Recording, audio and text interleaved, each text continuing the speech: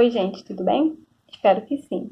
Então, na aula de hoje, nós vamos estudar um pouquinho sobre as estruturas celulares, focando mais na membrana plasmática.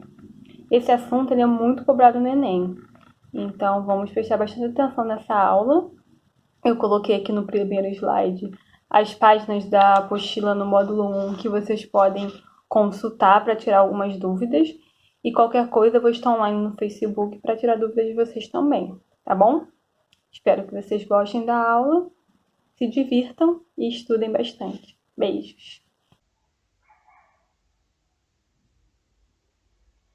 Então, gente, vamos começar a nossa aula falando das principais funções da membrana plasmática e qual a importância dessa membrana.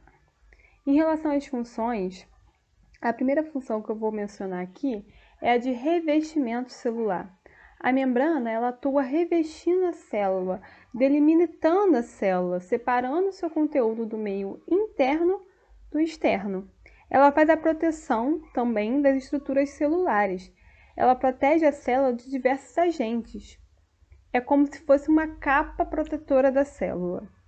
Ela também tem uma permeabilidade seletiva. A membrana ela atua como espécie de barreira, delimitando quais as substâncias vão passar para a célula.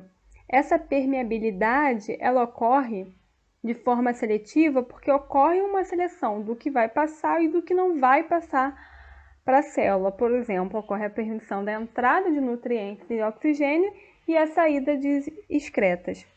Em relação às interações celulares, a membrana é através dela que as células vão interagir umas com as outras e elas também vão interagir com o ambiente na qual estão inseridas.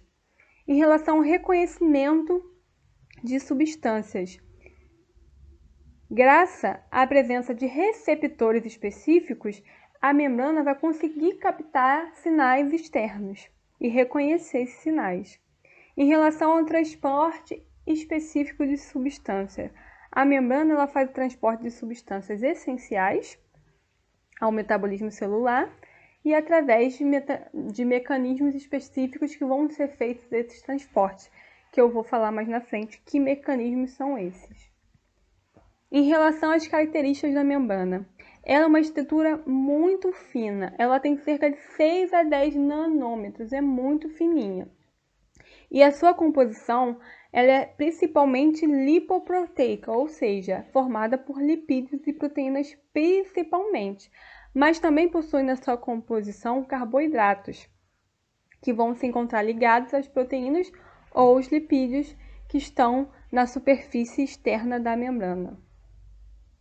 Então, os lipídios vão estar formando os glicolipídios, né? Os carboidratos que estão ligados aos lipídios são os glicolipídios e os carboidratos ligados às proteínas, as glicoproteínas. A membrana ela tem uma porção fluida, que vai ser formada pelos lipídios, e uma porção sólida, que vai ser formada pelas proteínas. E é o que chamamos de modelo de mosaico fluido da membrana. Eu vou agora explicar mais detalhadamente cada coisa aqui. Aqui eu vou trazer um desenho da membrana, aqui em cima. E como podemos observar, os principais lipídios que fazem parte da constituição da membrana são os fosfolipídios, que eu marquei em preto aqui no quadrado e tem a foto dele maior. E a gente já estudou dele numa aula anterior, né, a aula de lipídio. Eles são muito importantes, eles têm essa cabeça hidrofílica e a cauda hidrofóbica. Então, a cauda não vai interagir com a água e a cabeça vai. Então, por isso que eles são dispostos dessa forma na membrana, com a cabeça para fora e a cauda para dentro. Então, em relação a eles, os lipídios, os fosfolipídios, né, quando estão em ambiente aquoso, eles vão se organizar em duas camadas, que é o que chamamos de bicamada lipídio. Uma camada com a cabeça do fosfolipídio para fora e o corpo para dentro, e outra camada. Sempre em ambiente aquoso, eles vão se organizar dessa forma. E como eu já falei, a membrana ela tem uma porção fluida, que vão ser os lipídios, e uma porção sólida, que vão ser as proteínas.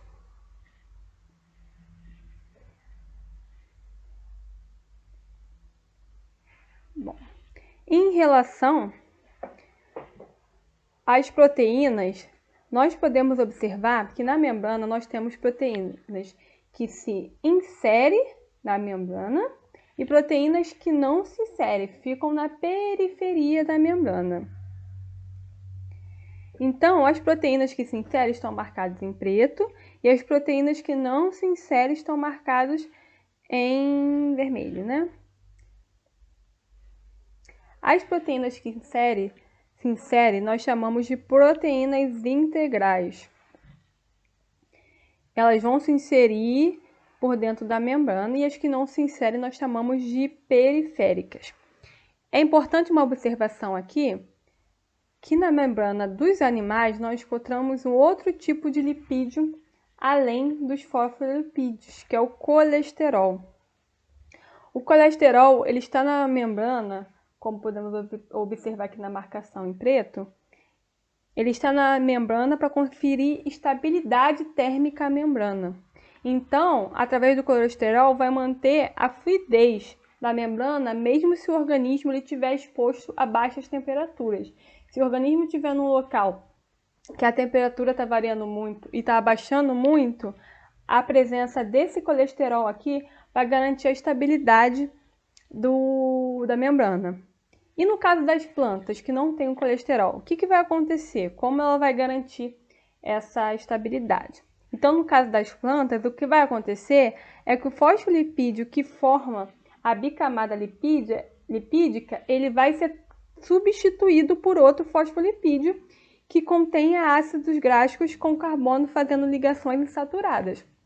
Lembrando que lipídios que fazem ligações insaturadas na temperatura ambiente são líquidos, como a gente já estudou na outra aula de lipídios.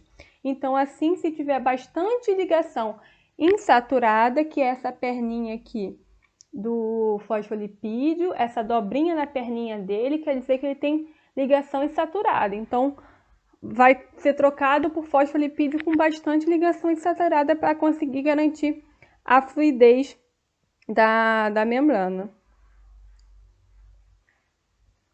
E uma outra observação importante é que as proteínas das células elas podem ser diferentes umas das outras, tá bom? A proteína da sua célula do rim vai ser diferente da proteína da sua célula do seu baço, do seu fígado e etc. Então, em relação aos carboidratos, ainda em relação aos carboidratos, eles podem estar livres ou podem estar interagindo com proteínas da membrana, que são as glicoproteínas. Nos animais, existe uma espécie de capa de carboidratos na membrana, em volta da membrana no caso, que se organizam em forma de rede que nós chamamos de glicocálice. Então, o glicocálice é uma rede em volta da membrana, como se fosse uma malha de açúcares em volta da membrana. E a constituição dele é glicoproteínas e glicolipídios. E ele tem função de estrutura, já que ele está em volta da membrana. E também acredita-se que ele pode reter nutrientes e enzimas importantes para a célula. E também ele pode dar proteção à célula, porque ele faz como se fosse essa capa em volta da célula, então ele pode conferir proteção. E é uma característica só dos animais, como eu mencionei. Em outros organismos, por exemplo, nas plantas, que outra estrutura faz essa função do glicocálice? Em outras estruturas, em outros organismos, como nas plantas, essa função vai ser feita pela parede celular. Então, os seres vivos, como as bactérias, as águas, os fungos e as plantas, vão possuir a parede celular no lugar do glicocálice, que também vai ter essa função de proteção da célula, também vai dar fórmula à célula. E, dependendo do grupo do ser vivo, a composição dessa parede celular, ela muda. Por exemplo, nas plantas, ela é de celulose. Nos fungos pode ser de quitina e etc. Então, essa função de proteção, essa capa protetora da célula nos animais é o glicocálice e nas plantas, fungos, algas, vai ser a parede celular. Tá certo? Então, como eu mencionei anteriormente, a membrana ela atua como uma barreira seletiva, permitindo apenas que algumas substâncias passem através dela. Então, esse transporte ele pode ocorrer de duas formas principais, que é o transporte passivo, que ocorre sem o gasto de energia, e o transporte ativo, que vai ocorrer o gasto de energia. No transporte passivo, as substâncias deslocam-se do meio mais concentrado para o meio menos concentrado.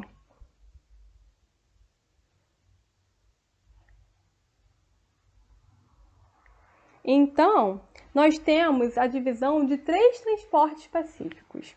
Nós temos a difusão simples, difusão facilitada e osmose. Vou começar pela difusão simples, que é a passagem de partículas do meio mais concentrado para a região que está menos concentrada, como podemos observar nessas duas fotos. Mais concentrado, as bolinhas estão bem juntas, para o menos concentrado, as bolinhas ficaram afastadas. E aqui também, só mostrando bem na célula como ocorre. Sai do meio mais concentrado para o meio menos concentrado.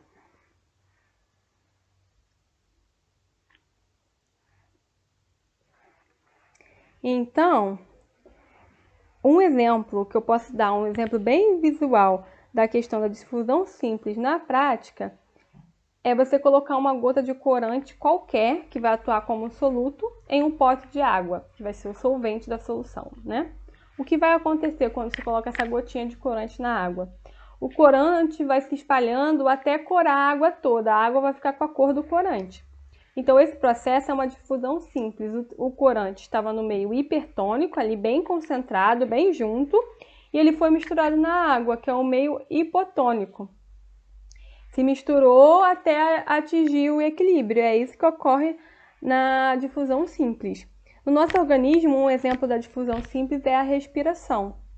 Nos nossos pulmões, o dióxido de carbono vai se difundir para o sangue, para o ar, nos alvéolos pulmonares, e os glóbulos vermelhos ligam o oxigênio que difunde do ar para o sangue. O oxigênio no sangue vai ser transportado para os tecidos, onde são trocados gases e nutrientes. E o dióxido de carbono, os resíduos, se difunde das células de todos os tecidos para o sangue, enquanto o oxigênio, a glicose e outros nutrientes no sangue se difundem nos tecidos do corpo. Então é isso, um exemplo da difusão simples no nosso organismo é a nossa respiração. Um outro mecanismo de transporte passivo é a difusão facilitada, que é a passagem através da membrana de substâncias que não se dissolvem em líquidos, com a ajuda de proteínas da bicamada lipídica da membrana. Essas proteínas que auxiliam na passagem são chamadas de permeases, e elas atuam como um carreador de substância, capturando as moléculas e facilitando essa entrada na célula. Então, como ela facilita essa entrada na célula, são chamados de difusão facilitada. Então, podemos observar aqui essas proteínas carreadoras aqui na foto que fazem esse transporte, ajudam, né? Abre como se fosse esse canal, ajudam nessa passagem. Então, as substâncias, elas têm essa ajuda para passar da membrana. É como se você tivesse que passar por um rio para continuar um trajeto, mas você não sabe nadar. Mas você tem um amigo do seu lado que sabe nadar muito bem. Então, o que você faz? Teu amigo te pega no colo e vai nadando com você para o rio até te deixar no final. É o que acontece nesse transporte. Alguém vai ajudar. Esse alguém vai ser essa permease. E um exemplo de difusão facilitada no nosso organismo é a absorção da glicose. Nas células existe uma grande abundância de permeases. Agora, um outro transporte passivo muito estudado é a osmose, que é a passagem de água de um meio menos concentrado, né, o hipotônico, para um meio mais concentrado. Uma coisa interessante para gravar, que foi quando eu gravei, quando eu estava no ensino médio, para gravar essa passagem da água do meio hipotônico para o hipertônico. Hipopótamo vai para o hipermercado. Aí o hipo de hipopótamo e hipermercado de mercado. O mercado não tem como ir para o hipopótamo, né? Então, eu gravava assim. Não sei se vai ajudar vocês, mas enfim. Voltando para osmose, nós temos um termo que é pressão osmótica, que é a passagem da água de um meio para o outro. Essa passagem, quer dizer, a pressão da passagem de água de um meio para o outro é chamada de pressão osmótica. E a troca de um meio para o outro vai ser influenciada principalmente pelo número de partículas de um meio e não necessariamente pela natureza do seu soluto. O objetivo vai ser sempre equilibrar a pressão osmótica em ambos os meios, tá bom? E ainda em relação à osmose, nós temos a osmose ocorrendo nas hemácias de uma forma muito interessante. Porque quando você está no meio isotônico, você tem uma hemácia normal, como aqui na figura no meio. Então, vai ter o equilíbrio entre a água que entra e a água que sai.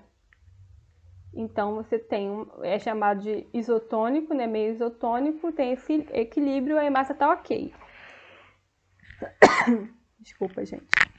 Já quando você vai para o meio hipertônico, você tem a perda de água. Então, a célula da tua hemácia vai começar a murchar, vai começar a perder água. E quando você vai para o meio hipotônico, vai ocorrer a entrada excessiva de água e você tem o que chamamos de hemólise, que vai ser a ruptura celular, porque a célula vai inchar tanto que vai explodir, vai romper.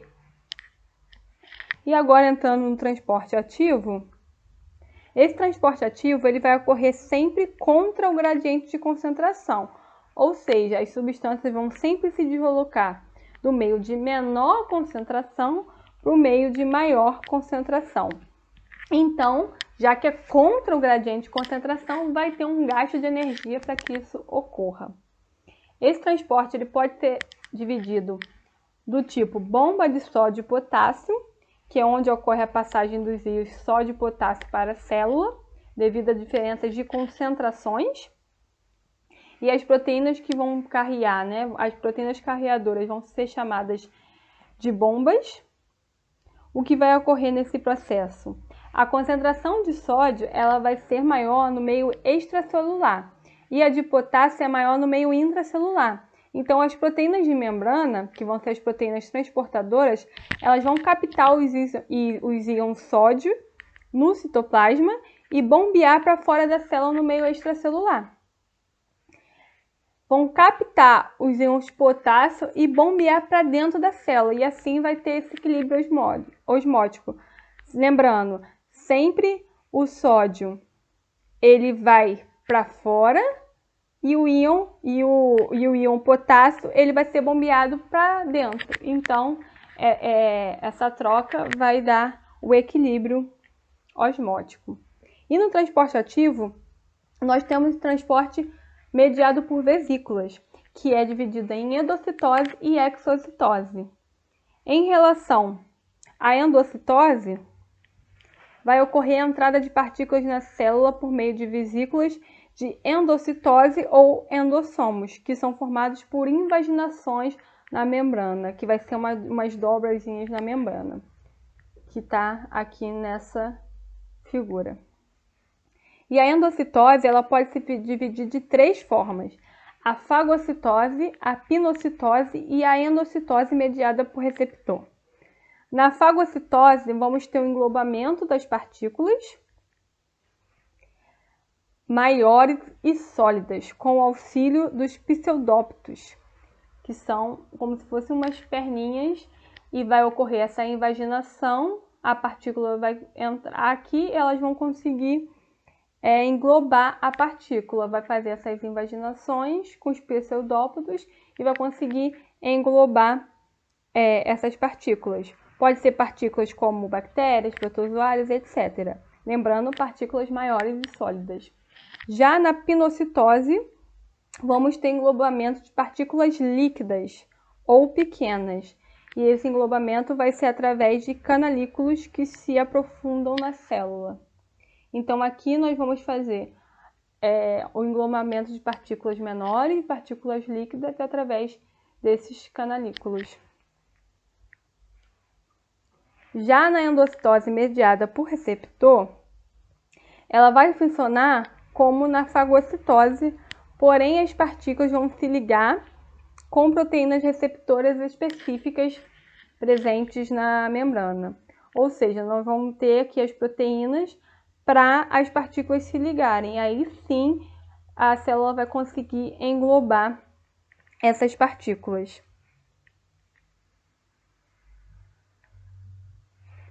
E para finalizar, o mecanismo de exocitose, que é a eliminação dos restos de partículas digeridas para fora da célula. É o transporte de substâncias em quantidade. Então, vai ter um gasto de energia que você vai ter que conseguir digerir tudo isso para fora da célula. Então, as substâncias produzidas nas células vão ser presas em vesículas. E essas vesículas vão se deslocar em sentido à membrana, se fundir e liberar essa secreção para fora da célula. E é assim que vai ocorrer. Então é isso, eu tentei fazer um resumo dessa aula, mas as coisas mais importantes que normalmente caem, eu tentei falar. E se por acaso faltou alguma coisa que vocês vão ver em algum exercício que é muito importante, vocês me escrevam que eu tento dar uma explicação sobre isso. A aula não pode ser muito longa, mas é isso. Qualquer dúvida, qualquer coisa, me escrevam e estudem pelo modo que o módulo também está bem completinho em relação a essa aula, tá bom? Em relação a todos, mas em relação a essa aula está muito legal, tá bom? Então é isso. Beijos e até a próxima aula.